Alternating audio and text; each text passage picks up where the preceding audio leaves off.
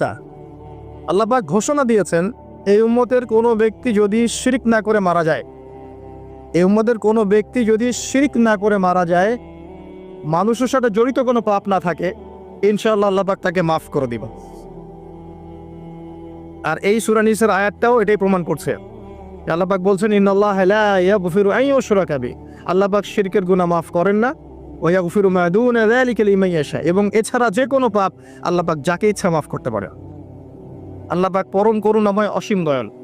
এক ব্যক্তি 100টা খুন করেছিল, 99টা খুন করার পরে, এটা বনু ইসরাইলের ঘটনা, এটা গল্প নয়, কেচ্ছা কাহিনী নয়, সত্য ঘটনা।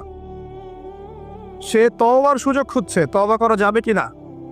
খুঁজতে খুঁজতে খুঁজতে একজন আবেদের কাছে গিয়েছে। আবেদ মানে যে ইবাদত করে কিন্তু জ্ঞান নাই। দুই রকম মানুষ থাকে মুসলিমদের মধ্যে, একজন এক শ্রেণী আলেম যারা জানে এবং জানা অনুযায়ী